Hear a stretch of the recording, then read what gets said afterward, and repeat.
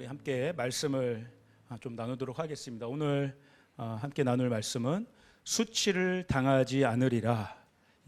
부제목으로는 언어를 생각으로 만들기, 언어로 생각을 만들기라는 부제목을 좀 지어봤습니다. 우리 오늘 주제가 되는 말씀을 먼저 같은 목소리로 크게 한번 읽도록 하겠습니다. 로마서 10장 11절의 말씀입니다. 시작. 성경에 이르되 누구든지 그를 믿는 자는 부끄러움을 당하지 아니하리라 하니. 아멘.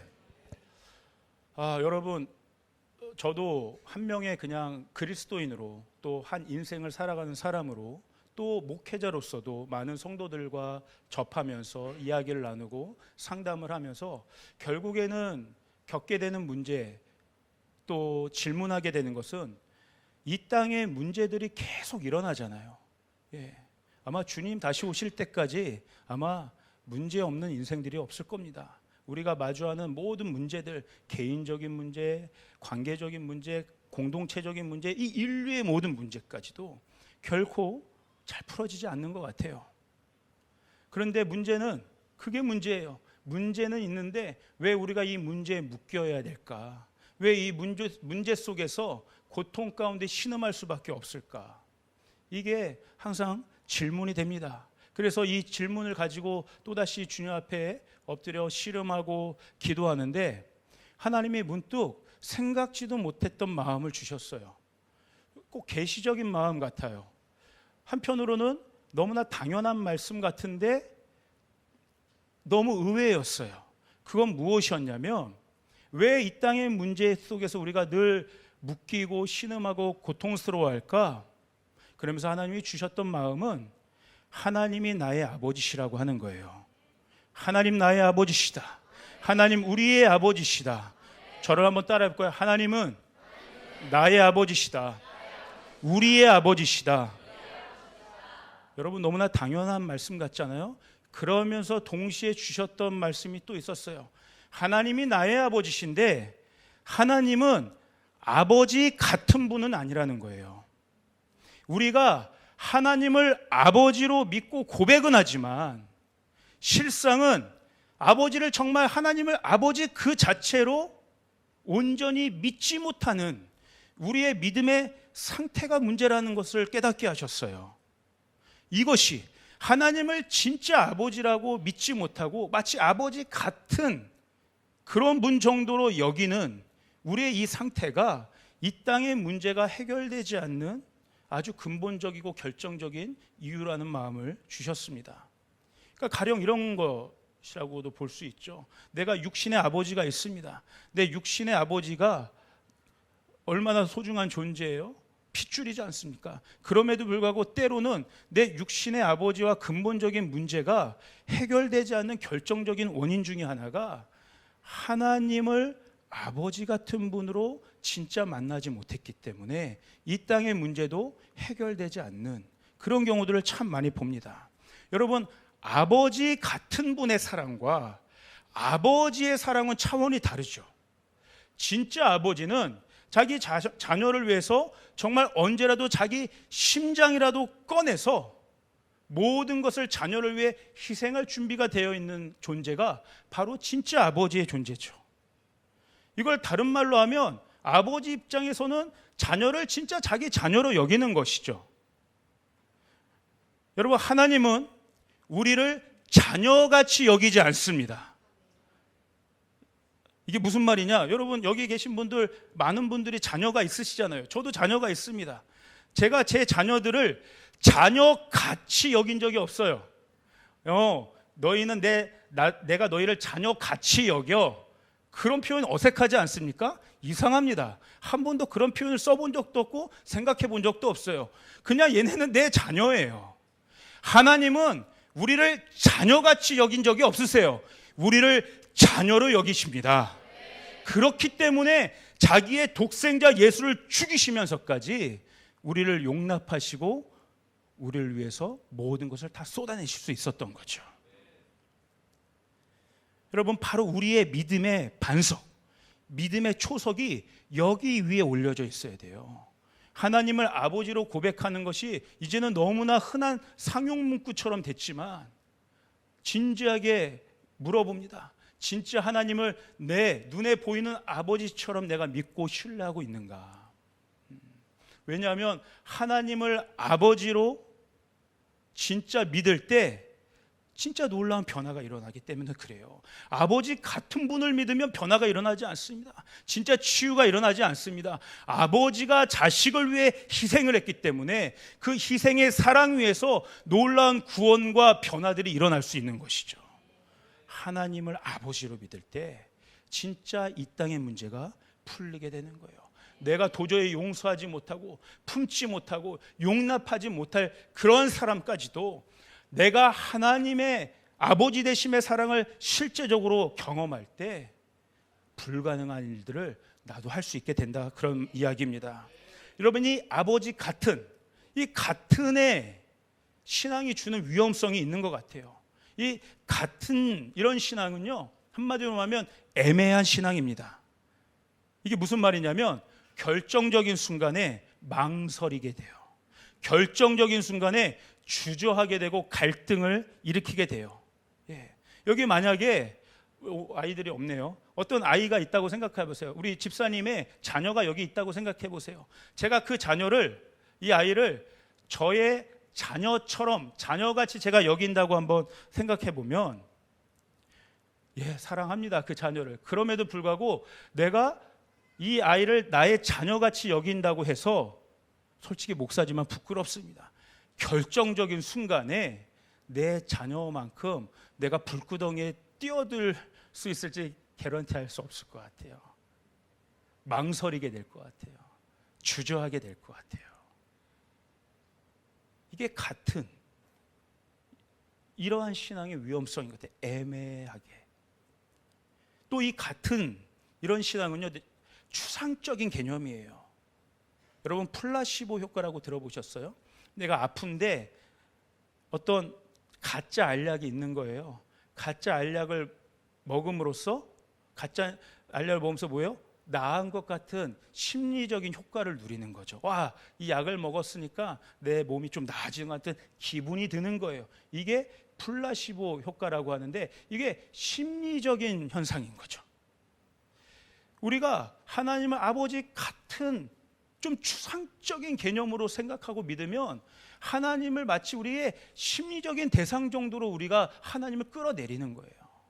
아, 내 마음이 어지럽고 힘들 때 하나님을 찾았더니 좀 마음이 뭔가 평안함을 얻는 것 같아. 내 인생의 전부가 하나님 아버지로 채워져야 되는데 그냥 인생의 한 일부분이 되어서 때로 내 마음이 힘들 때 그냥 기도 한번 해볼까? 이때 한번 오늘은 예배를 한번 가볼까? 뭐가 왔더니 마음에 평안함이 임하는 것 같아. 여러분, 이 심리적인 평안함은 다른 종교에서도 얻을 수 있습니다. 다른 어떤 명강의, 좋은 이야기, 좋은 철학들 이런 걸 통해서도 그 찰나적인 심리적인 효과는 누릴 수 있지만 근본적인 문제는 해결할 수 없습니다. 이 질문이 깊이 다가온 거예요. 하나님을 내 아버지로 믿느냐? 이 신앙이 진짜인가? 하나님을 심리적인 정도의 상태로 우리가 만들어 놓고 있지 않은가? 왜 이게 문제냐면, 왜냐하면 하나님을 심리적인 그 상태로 내가 묶어 놓고 있으면 이건 무슨 이야기냐면 하나님은 초월적인 분이신데, 하나님은 영원하신 분인데 우리의 생각 속에 하나님을 제한해 버리는 거예요.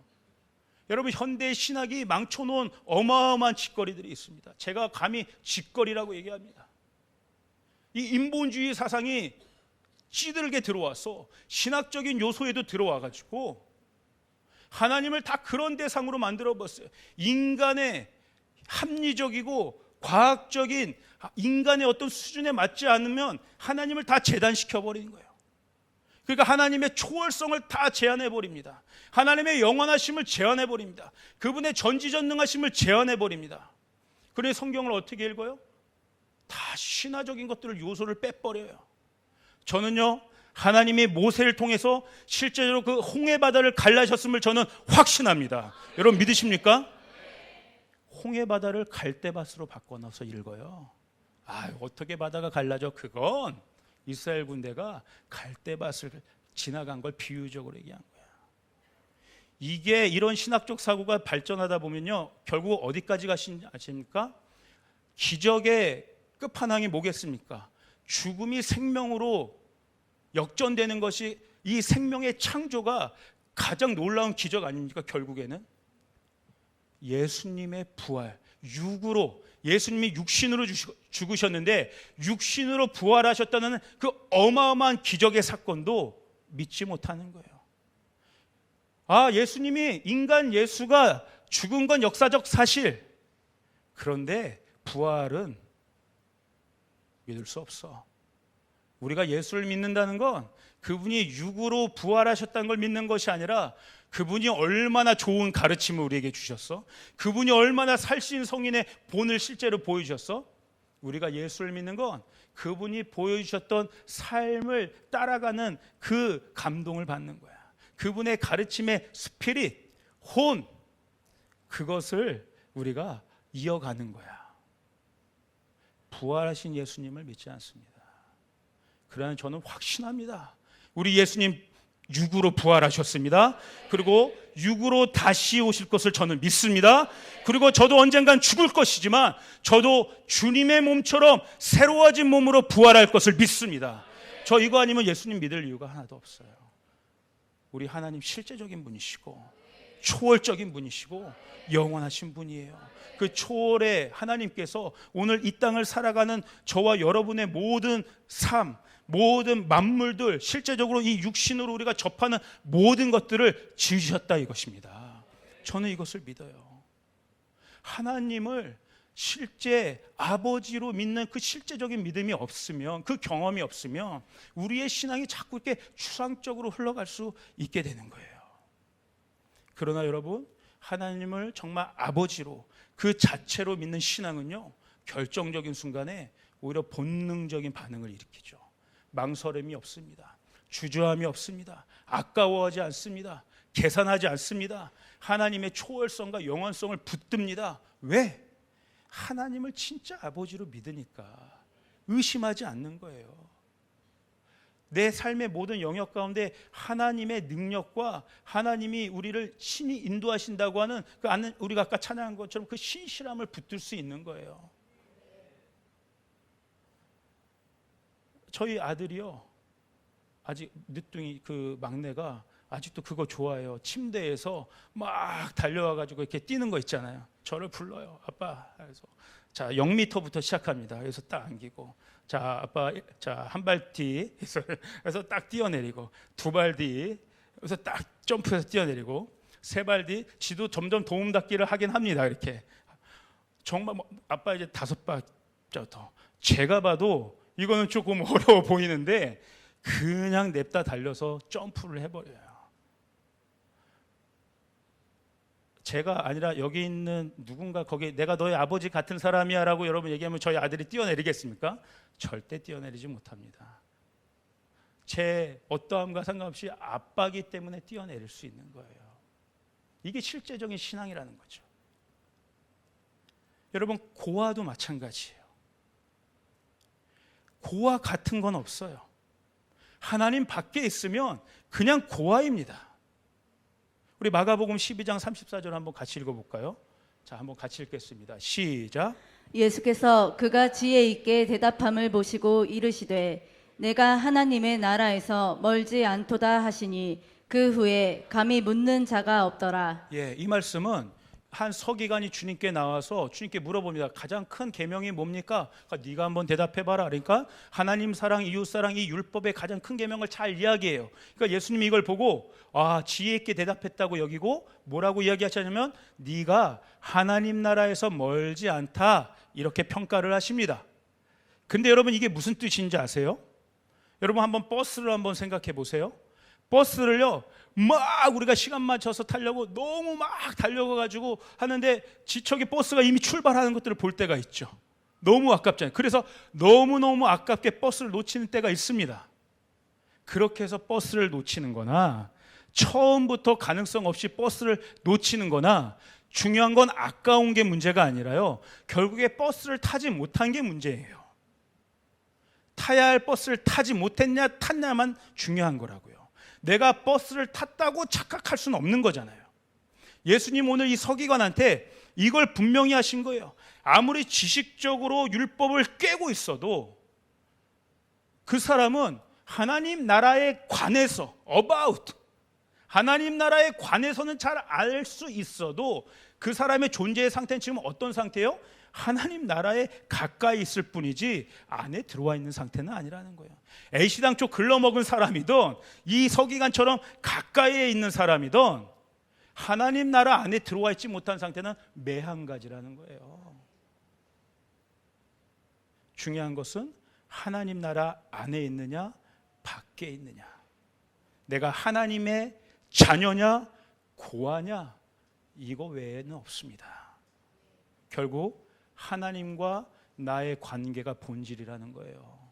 왜요? 이게 왜 중요해요? 우리의 인생이 걸려있는 문제이기 때문에.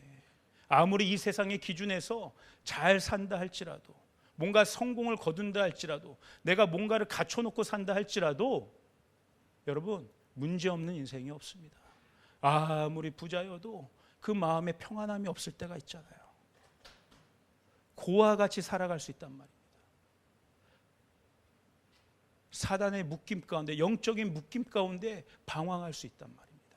그러나 내가 하나님의 자녀로 내가 살아가게 되면 내 존재가 달라지는 거예요. 내 인생의 목적이 달라지는 거예요. 내가 살아가는 이유가 달라지는 거예요. 방향성이 달라지는 거예요. 이것이 복음의 능력입니다. 우리가 예수를 믿는 것, 아까 얘기했듯이 부분적으로 어떤 나의 심리적인 안정감 정도를 취하려고 예수를 믿는 게 아니라 내 인생의 부분으로 주님을 믿는 게, 이 주님을 믿는 신앙이 아니라 내 인생이 송두리째 변화되는, 그것 때문에 예수 믿는 거 아니겠습니까? 하나님의 자녀로 살아갈 것인가, 고아로 살아갈 것인가. 여러분, 내가 구원을 받았다고 하는 의미는 무엇일까요? 아까 얘기한 것처럼 내가 하나님을 아빠, 아버지라고 부를 수 있는 것이죠. 하나님이 나를 자녀 삼으셨다. 이것이 내가 구원받았다의 의미입니다. 우리가 잘 아는 말씀 한번 같이 읽어보기 원합니다. 로마서 8장 14절 15절. 우리 한 목소리 크게 한번 읽겠습니다. 시작. 무릇 하나님의 영으로 인도함을 받는 사람은 곧 하나님의 아들이라.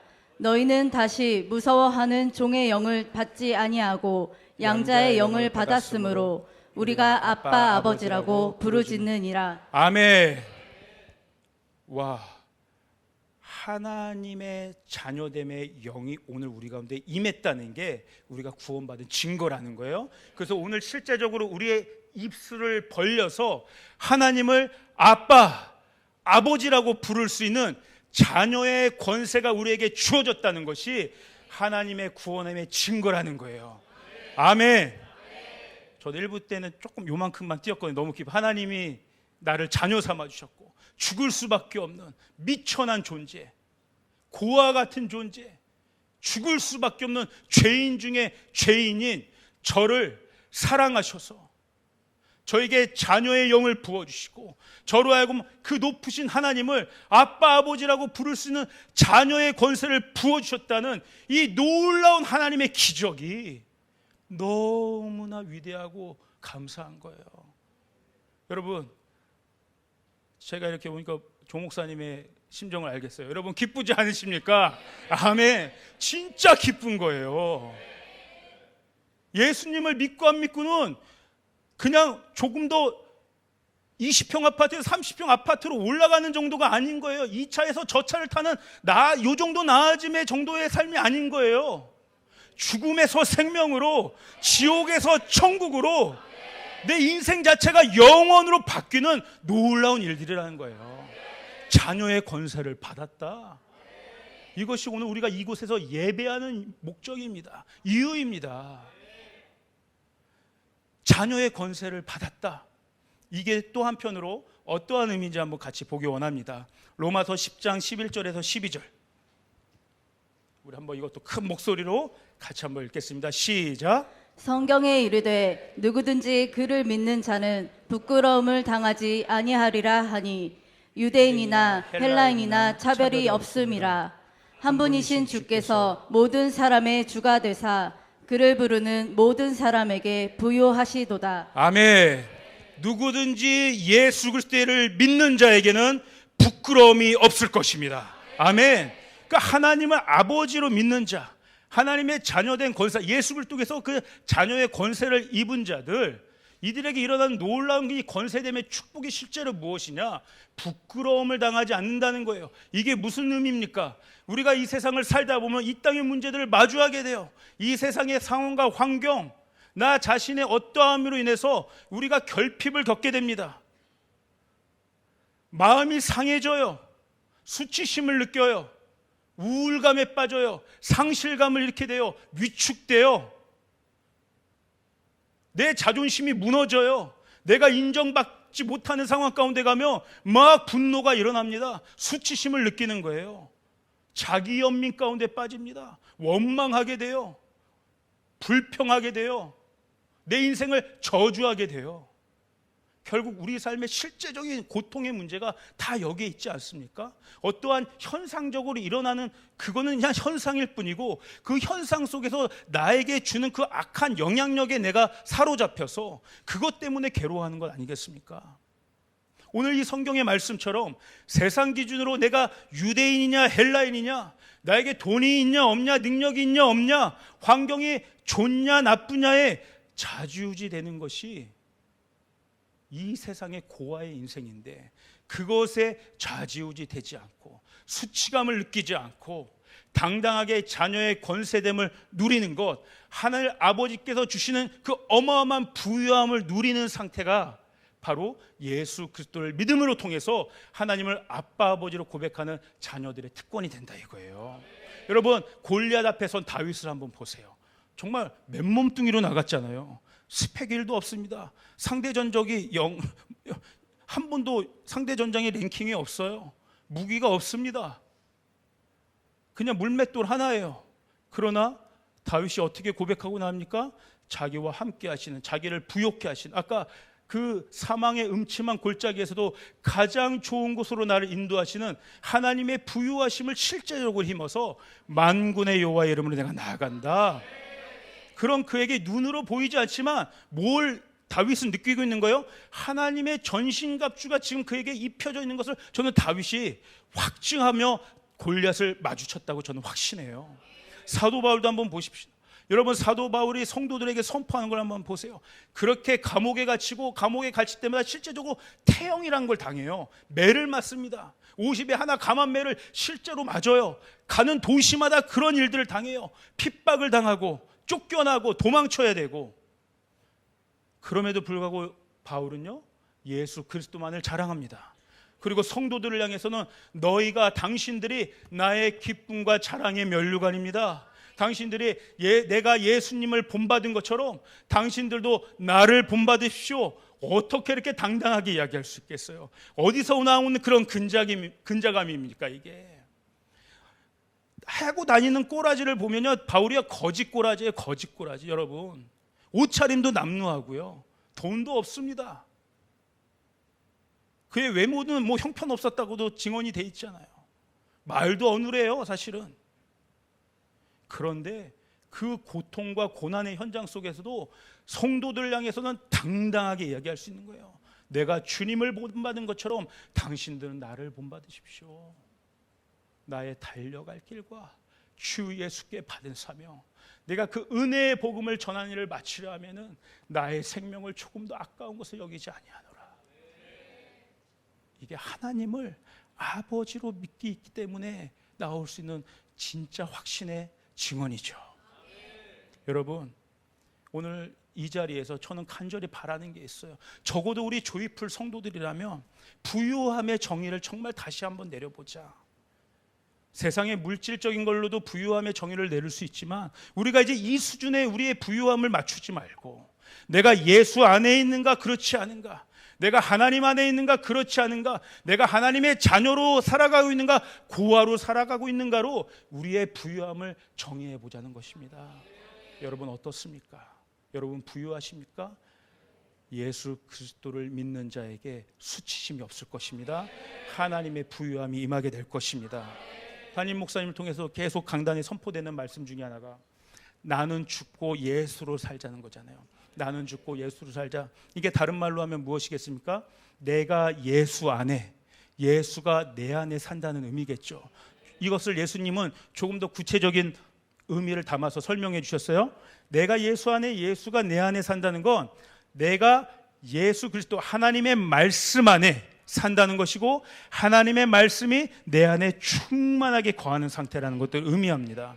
여러분, 예수님께서 세례를 받으신 다음에 광야로 나가셨어요. 그리고 40일 금식 기도를 하신 다음에 누구를 만납니까? 사단을 만납니다. 그래서 우리가 잘 아는 세 가지의 시험을 당합니다. 돌을 빵으로 만들고, 이 높은 데서 뛰어내리고, 나에게 절을 해봐라. 이게 다 어떤 시험이에요? 사실은 우리 인간의 그 가장 원초적이고 가장 그 욕망적인 것들, 본질적인 어떤 그 가장 그것들을 건드리는 시험들이에요. 그런데요, 그 시험의 내용들은 각각 세 가지인데, 이 사단이 그 시험의 내용들을 이야기하기 전에 동일하게 이야기하는 한 가지 전제 조건이 있습니다. 그건 무엇이냐면, 어떻게 하고 시험을 시작하냐면, 네가 만일 하나님의 아들이거든, 네가 만일 하나님의 아들이거든, 이 정체성을 막 흔들어 놓는 거예요. 예수님 지금 40일 세례를 받으신 다음에 40일 금식 기도까지 하면서 광야로 성령의 이끌림 위에서 나갔는데, 그 끝은 지금 뭐예요? 40일 금식 기도 성령의 인도하심 건데 했으면 뭔가 대단한 일들이 팍 펼쳐야 되는데, 그 끝이 뭐예요? 다시 원수 마귀가 나한테 와서 어마어마한 영적인 데미지를 가하려고 준비 중에 있는 거예요. 그 엄청난 아이덴티티, 하나님의 자녀됨의 권세를 가지고 예수님이 나가셨는데, 결국 마지막에는 그 자녀됨의 정체성을 또 흔들어 버리고 있는 거예요. 이게 뭡니까? 정확하게 선악과 때 했던 사단의 짓이에요. 네가 정령, 하나님이 정령 그렇게 얘기했느냐? 하나님이 진짜 죽는다고 얘기했느냐? 근간을 흔들어 버리는 거예요. 그러면서 우리가 마주하는 어마어마한 시험거리들을 던집니다. 저는 이 말씀을 다시 한번 보면서 우리 정말 성도들을 많이 생각했어요. 저도 마찬가지지만 여러분들은 정말 바벨론과 같은 세상 한복판에서 살아가고 계신 분들이잖아요. 정말 이 예배를 간절히 사모하면서 이렇게 나오셨는데, 또 이제 몇 시간 오면 또 예배 문을 밖에 나가서서 치열하게 하루하루의 삶을 사셔야 되는 분들이잖아요. 그래서 이 마귀가 오늘 우리한테 걸어오는 이 시험거리들이요, 굉장히 실제적인 거예요. 여러분의 실제적인 삶 가운데 부지부식간에 찾아오는 시험거리라는 것들이 제 마음에 확 박혀 있는 거예요. 상당히 현실적이고요, 상당히 구체적이고 실제적인 거예요. 이 시험들이요, 교회 안에서도 일어날 수 있지만 대부분 여러분의 실제적인 삶 가운데 이 시험들이 순간순간 팍팍 찾아온다는 거예요. 재정의 문제 가지고 막 흔들릴 수 있고, 나의 높아짐, 나의 인정받지 못한 관계적인 영역에서 막 흔들릴 수 있고, 하나님을 높여야 되는데 하나님 아닌 다른 것들을 내가 더 마음을 빼앗긴 것을 흔들릴 수 있고, 이 시험들은 굉장히 실제적이라는 거예요. 그래서 여러분에게 이 사단의 공격들이 다가오면 어떻게 돼요? 수치심을 결정적인 순간에 느낄 수 있다는 거예요. 또 결핍을 느낄 수 있고, 위축되고, 자신이 없어지고, 이 믿음이 의심으로 변모되고, 불안하고 두려움에 쌓이는 거예요. 믿음이 떨어집니다. 결국 어떤 일들이 일어나요? 두지 말아야 될 인간의 수를 두게 되는 거죠. 내 힘과 능력을 의지하게 되는 거죠. 그런데 그럴수록 상황이 꼬일 때가 있습니다. 여러분, 우리가 잘 알다시피 사단의 이러한 공격이 있었을 때 예수님은 어떻게 하셨어요? 예수님이 사단에게 맞서셨는데, 우리가 잘 아는 대로 예수님이 실제로 어떻게 하셨냐면, 예수님의 입을 벌리셔서 실제로 사운드를 내셨어요. 보이스를, 목소리를 내셔서 하나님의 말씀을 선포하며 사단을 대적했다는 거예요. 사람이 떡으로만 살 것이 아니요 하나님의 입으로 나오는 모든 말씀으로 살 것이라. 너는 하나님을 시험하지 말라. 하나님을 의심하지 말라. 너는 주 너의 하나님만을 경배하고 그만을 섬기라. 이 말씀은요, 두 가지 의미예요. 하나는 나 자신에게 선포하는 거예요. 입을 벌려 실제로 사운드를 냈다는 거예요. 나다나, 너는 빵으로만 사는 존재가 아니야. 하나님의 입으로 나는 말씀으로 사는 존재야. 너 주 너의 하나님을 너는 의심하지 말아라. 주님만을 더 붙잡고 나아가라. 너의 믿음의 대상, 예배의 대상 오직 하나님 한 분뿐이야. 그분만을 찬양할지어다.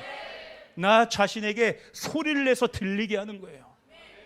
그리고 사단을 향해서도 선포하는 것이죠. 사단아, 네가 이것들로 나를 공격할 수 없다. 하나님 말씀 앞에서 너도 엎드려 꿇어 하나님만을 경배할지어다.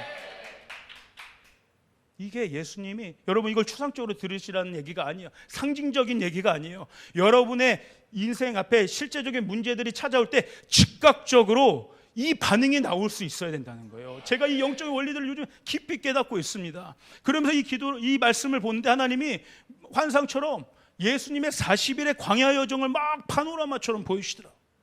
와, 제가 예수님 영화들을 보면 다 그런 모습이에요. 예수님 막 금식하고 힘들잖아요.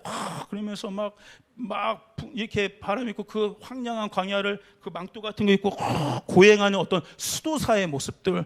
이게 무슨 뭐죠? 무건수행하는 막 그런. 근데 아닌 것 같았어요. 왜냐하면 주님이 40일 동안 하는데 그냥 무건수행 하신 거 아니라는 제 확신이 있습니다. 계속해서 다니시면서 하나님의 말씀을 읊조리고 하나님의 말씀을 선포하고, 광야에서도 실제로 멜로디의 가사를 담아서 시편의 말씀으로 하나님을 찬양하고 하나님을 경배하고. 왜 그럴 수 있었어요? 이 광야의 여정이 시작되기 전에 예수님이 요단강에서 세례를 받으셨을 때 예수님께 들려온 말씀은 이는 내 사랑하는 아들이요 나의 기뻐하는 자라. 나의 사랑하는 아들, 내가 기뻐하는 자라는 하나님의 말씀이 주님 안에 가득 차 있었던 거예요.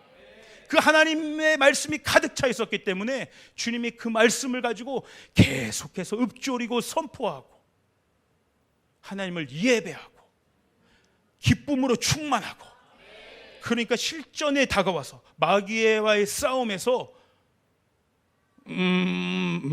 하면서 속으로 생각하면서 마귀를 대한 것이 아니라, 그러면요 당합니다. 먹힙니다.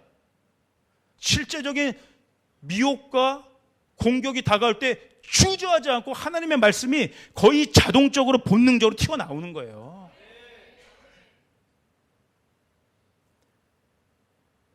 여러분, 우리는 하나님의 말씀으로 사는 존재들인 줄 믿습니다.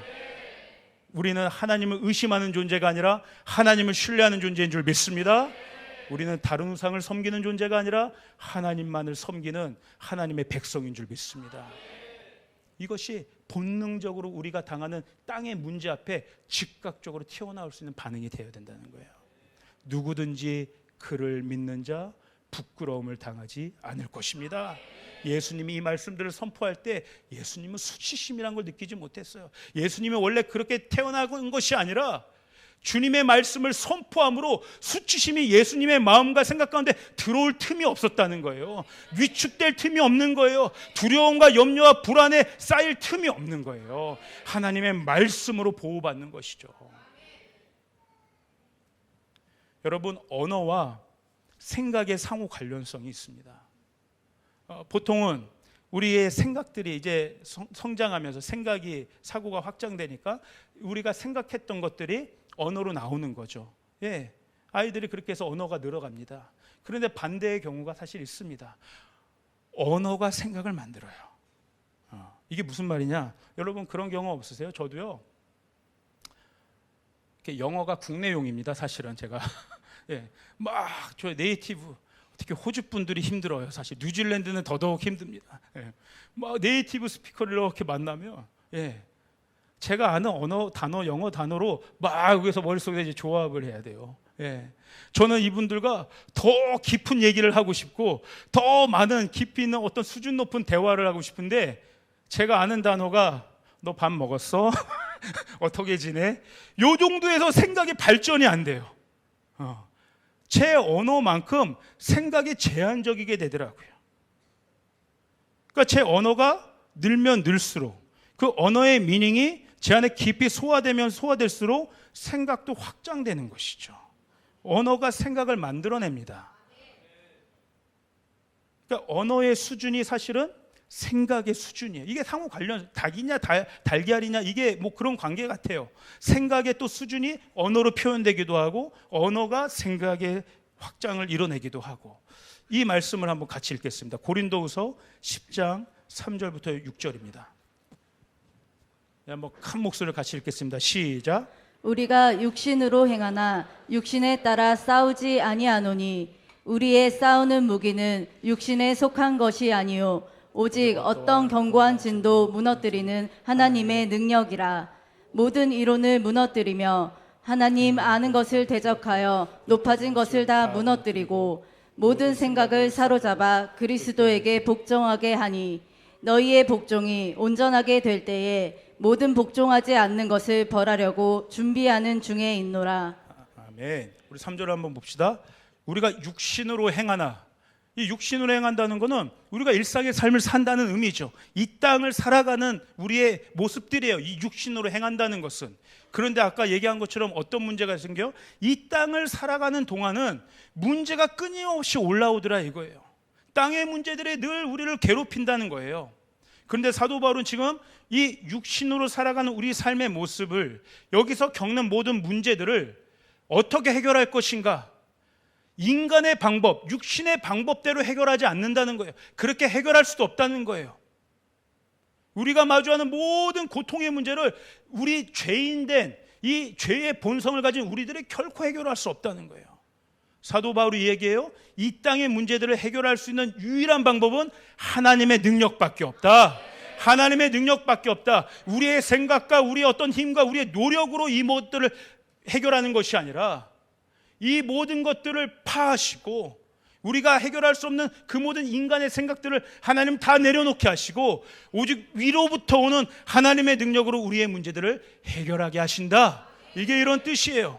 그러면서 5절을 한번 보면 좋겠어요. 다 우리가 알고 있는 모든 하나님 외에 인간이 만들어 놓은 모든 생각들, 모든 힘들을 다 내려놓게 하시고 모든 생각을 사로잡아 그리스도에게 복종하게 한다. 여기서 모든 생각에 주목하시길 바랍니다. 이 모든은 세상의 모든 철학과 이론과 모든 인본주의의 사상들 다 포함되어 있지만 이미 하나님을 믿고 있다고 하는 저와 여러분의 생각도 모든 생각입니다. 우리의 생각이 어디로부터 영향을 받아요? 이 세상의 풍조와 이 세상의 철학으로부터 어마어마한 영향을 받지 않습니까? 여러분 여기서 하나님의 말씀을 듣고 계시지만 또 일주일에 밖에서의 삶 속에서도 어마어마한 세상의 메시지 속에 여러분이 또 그것을 영향을 받지 않습니까? 우리 안에 있는 나의 모든 생각을 어떻게 해야 된다? 그리스도께 복종시켜야 된다. 그리스도는 어떤 분이세요? 말씀 그 자체이세요. 나의 생각을 그리스도께 복종한다는 것은 I surrender. 우리가 그러한 찬양을 많이 합니다. I surrender. 이게 그런데 무슨 뜻이에요? 그냥 추상적인 게 하나님 나를 하나님께 복종시킨다가 굉장히 추상적인 건데 이게 추상적인 것이 아니에요. 나를 하나님께 복종시킨다는 건 나의 생각을 주님께 복종시킨다는 것이고 주님은 말씀 그 자체이시기 때문에 주님의 말씀에 내가 복종된다는 거예요. 주님의 말씀이 나의 생각을 통치하실 수 있도록, 주님의 말씀이 나의 생각을 사로잡으실 수 있도록, 주님의 언어, 주님의 말씀이 내 생각을 이끌어 가실 수 있도록 내가 그렇게 주님께 복종한다는 의미예요. 추상적인 것이 아닙니다. 하나님의 말씀이 내 안에 채워지면 채워질수록, 내 입에서 선포되는 하나님의 말씀이 증가하면 증가될수록 나의 생각이 그리스도의 언어, 그리스도의 말씀으로 이끌어져 간다는 거예요. 보면 6절에 그렇게 되어 있어요. 내 생각을 그리스도께 복종시켜서 어떻게 돼요? 너희의 복종, 저와 여러분의 복종이 온전하게 된다고 나와요. 온전하게. 여기서 말하는 온전함은 헬라어로 플레로라고 합니다. 이 플레로는 가득 차오르다는 뜻이 있어요. 여러분 하나님의 시간은 카이로스라고 하는데 이 카이로스의 속성은 차오름의 속성이 있어요. 하나님은 알파와 오메가 되십니다. 그래서 하나님이 어떤 일을 시작하실 때는 반드시 그 시작하신 일을 기점으로 해서 그 하나님의 역사를, 인간의 눈에는 그 카이로스가 보이지 않지만 하나님의 시간대에서는 그 카이로스의 시간을 차오르게 하시면서 마침내 오메가 되는 그 지점에 하나님이 우리도 경험하실 수 있도록 하나님이 그 사건을 터뜨려 주시는 것이죠.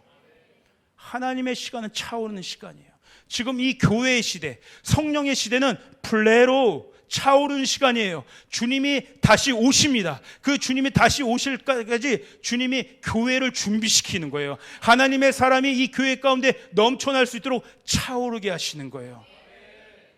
우리의 복종이 온전하게 되기까지, 나의 생각이 그리스도의 말씀으로 사로잡히는 것들이 훈련될 때까지. 이게 훈련이에요, 훈련.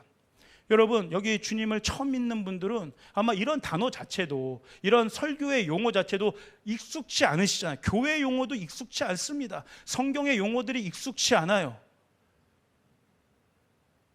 그러니까 성경은 뭐라고 해요? 아직 단단한 음식을 먹지 못하는, 그 이유식을 먹는 수준이라고 얘기하잖아요. 그런데 우리가 신앙생활을 10년, 20년 한다는 거는 이제 이유식에서 단단한 음식을 먹을 수 있는 수준이 된다는 거예요. 그것은 구체적으로 우리의 생각이 주님의 언어와 주님의 말씀으로 통치받는 그 복종의 수준으로 차올라간다는 거예요. 놀라운 말씀이 마지막 6절에 있어요. 그렇게 되지 않으면 어떤 일들이 되죠? 모든 복종하지 않는 것을 벌할 때가 온다. 하나님은 그거 준비하고 계신 거예요. 하나님을 믿는다고 하지만 추상적으로 믿는 믿음, 온전하지 않은 믿음, 내 힘으로 살아가는 믿음, 차오르지 않는 모든 것들, 하나님이 심판의 때가 온다고 말씀하는 거예요. 그러나 이것이 우리에게는 심판의 언어가 아니라, 심판의 말씀이 아니라 축복의 말씀으로 여겨지기를 믿음으로 축복합니다. 아멘. 여러분은 이 말씀을 듣기 때문에 복이 있는 사람들이에요. 내 생각을 그리스도의 말씀으로 채운다. 이게 제가 우리 조이풀 교회 가운데 간절히 보고 싶어하는 말씀, 보고 싶은 모습이에요.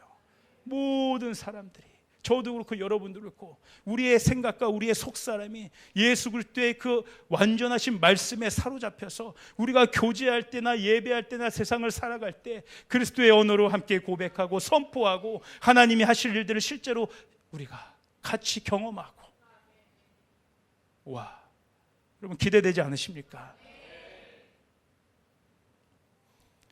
이 하나님 모든 생각, 나의 모든 생각을 하나님께 완전히 복종시키는 그 상태를 예수님이 어디서 보여주셨냐면 겟세마네의 기도에서 보여주셨어요. 겟세마네의 기도가 그런 거 아닙니까? 십자가라는 어마어마한 그 하나님의 뜻을 두고 주님이 기도하신 거죠. 그래서 그렇게 기도하지 않습니까? 나의 원대로 마옵시고 아버지의 원대로 행하여 주시옵소서. 제가 이 말씀 또 이렇게 보는데요, 이 원이라고 하는 이 단어, 뜻, 이 단어도 때로는 이게 너무 이제 그냥 너무 쉽게 사용되는 언어처럼 느껴지는 거예요. 그리고 추상적으로 느껴지는 거예요. 하나님의 뜻이, 하나님의 원이 내 인생 가운데 이루어지게 앞서서 이 땅 가운데 우리 그렇게 기도하지만 때로는 이것이 너무 그냥 또 관용어구처럼 사용되는 것 같은 느낌이 있는 거예요. 좀 추상적인 것이에요. 그래서 제가 깊이 이 단어를 보니까 그런 뜻이 있다는 걸 발견됐어요. 이 원에는 결정이란 뜻이 있는 거예요. 나의 결정대로 하지 마옵시고 아버지의 결정대로 행하여 주시옵소서. 여러분, 결정하면 조금 느낌이 다르지 않습니까? 결정은요, 실제로 지금 내가 마주하고 있는 모든 선택의 문제 속에 내가 지금 액션을 취해야 되는 것들이에요. 그냥 뜻하면 조금 추상적인데, 결정은 지금 짬뽕을 먹을까 짜장면을 먹을까도 결정을 해야 되는 일이잖아요. 여기를 가야 될지 저기를 가야 될지, 내가 여기에 더 머물러야 될지 저기로 가야 될지, 교회를 가야 될지 여행을 가야 될지, 모든 게 결정이잖아요. 실제적인 거예요. 구체적인 거예요. 주님이 겟세마네의 기도에서 그 기도를 하신 거더라고요. 결정하는 기도, 선택하는 기도, 하나님의 결정을 따르겠습니다. 그런데 이 기도가 사실 쉬운 기도는 아니었잖아요. 그러니까 주님이 마음과 뜻을 다해서 간절하게 엄청나게 기도를 하셨어요. 성경은 어떻게 해요? 그 땀방울이 핏방울이 될 정도로 쉬운 문제는 아니었습니다. 그러나 계속해서 기도할 때 저는 누가복음의 이 말씀을 너무나 귀하게 여기는데 놀라운 말씀이 있어요. 우리 한번 누가복음 22장 42절 43절 한번 볼까요? 제가 한번 읽겠습니다. 이르시되 아버지여 만약 아버지의 뜻이거든 이 잔을 내게서 옮기시옵소서. 그런 내 원대로 마시옵고 아버지의 원대로 되기를 원하나이다 하시니 천사가 하늘로부터 예수께 나타나 힘을 더하더라. 여러분, 내가 오늘 자녀의 권세됨을 가지고 주님 앞에 기도함의 자리로 나아가 씨름하며 기도할 때 주님 하시는 일이 있으세요. 그 기도가 멈춰지지 않도록 나의 결정, 나의 생각이 그리스도께 완전히 복종하는 그 수준에 이르기까지 그 기도를 포기하지 않도록 천사를 보내주셔서 힘을 허락하여 주신다는 거예요. 나 혼자 이것도 이 기도도요 내 노력으로만 하는 게 아니라는 거예요. 주님의 결정이 내 결정이 될 수 있으를 그 마음 품고 끝까지 힘들어도 포기하고 싶더라도 주님의 생각에 내가 사로잡혀서 주님의 말씀에 사로잡혀서 내가 그렇게 기도하며 나아가면 주님이 천사를 보내주셔서 힘을 더하시더라고요. 그러므로 여러분, 하나님의 결정을 따를 수 있는 수준이 되기까지, 하나님의 결정이 여러분의 선택과 결정이 되기까지 여러분 기도하기를 멈추지 마시길 바랍니다. 천사가 여러분을 도우실 거예요. 그리고 이 시대는 우리 이미 하늘에 계신 우리 하늘 보좌 우편에 계신 주님이 여러분을 위해서 같이 중보해 주신다고 약속하고 계시잖아요. 내 아들아, 내 자녀야, 힘내라, 힘내라. 내가 너와 함께 있다. 네가 이 기도 속에 내리는 결정들은 결코 후회함이 없을 거야. 결코 후회함이 없을 거야. 허망함으로 끝나지 않을 거야. 반드시 결실을 볼 거야. 여러분, 이제 우리 조이풀 교회 모든 성도들이 이 수준으로 올라갔으면 좋겠어요. 언어가 훈련되는, 내 생각이 주님의 언어로 훈련되는 이 기도 가운데 들어갈 때 성령이 우리 가운데 임하셔서 이미 기도 속에서 내가 해야 될 모든 결정들을 이미 다 내려주세요. 어떠한 결정을 해야 될지 다 알려주세요. 인간적으로는 그 결정하면 힘들 게 뻔해 보이지만 아니에요. 천사가 돕는다는 것은 평강을 우리에게 주신다는 거예요. 자유함을 주신다는 거예요. 그 선택을 기꺼이 할 수 있는 기쁨을 주신다는 거예요. 어디로 가야 될지 또 해야 될 일들이 무엇인지 세밀하게 알려주신다는 거예요. 요즘 저는 기도할 때마다 그런 마음을 받습니다. 이제 조이풀 교회의 기도가 굉장히 세밀해져야 된다. 굉장히 정확해야 된다. 굉장히 실제적이고 구체적이어야 된다. 주님의 말씀은 실제이기 때문에, 주님의 말씀은 구체적이기 때문에, 주님의 말씀은 정확하기 때문에 그 말씀으로 충만한 자들이 기도할 때 우리의 기도의 언어들도 구체적이고 실제적이고 정교하게 짓는 것이죠. 여러분의 인생의 집을 하나님의 집으로 정교하게 짓기를 바랍니다. 하나님이 성막과 성전의 설계도를 주셨을 때 그 가구, 그 기구, 모든 디자인 하나하나의 위치까지, 모든 모양새까지 정확하게 알려주셨어요. 저는 이제 그 기도를 하는 거예요. 하나님, 이 교회 건축하게 되는데 건물적인 건축뿐만 아니라 진짜 우리 공동체의 몸의 건축이 정말 일어나야 되는데 하나님, 정교한 건축들이 일어나게 하여 주셔서 오을약과 부살레 같은 자들이 일어나서 하나님 원하시는 원대로 이 교회가 이루어지고 건축되게 하여 주셔서 정확하게 있어야 될 자리에 그 사람들이 있게 하시고 그 자리에 하나님 일들이 이루어지게 하시고, 정말 그렇게 기도하고 있어요. 정확하게 정교하게, 그냥 뜬구름 잡게 하나님 이 교회 하나님의 있고 뭐 그런 정도가 이제 아니에요. 정말 세밀하게 기도하고 있습니다. 오늘 자녀의 권세를 회복하며 하나님의 말씀을 충만히 받아서 그 말씀으로 나의 생각을 주님께 복종시키고 담대하게 예수님처럼 입을 벌려 소리를 내어 선포하는 모든 조이풀 가족들에게 큰 축복이 임할 것을 믿음으로 선포합니다. 우리 예배팀 함께 올라와 주셨으면 좋겠습니다. 우리 한번 좀 다시 한번 옆 사람에게 좀 그렇게 축복하시죠. 당신 안에 하나님의 말씀이 있습니다. 예, 하나님의 생각이 우리를 사로잡습니다. 우리 한번 자리에서 일어날까요? 예, 자리에서 일어날까요?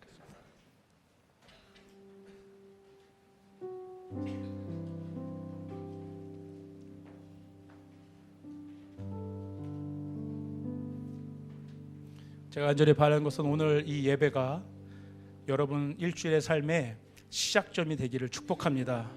일주일 동안 폐잔병처럼 끝나서 다시 회복되어 올 수도 있어요. 그런데 정말 썬데이는 첫날이잖아요.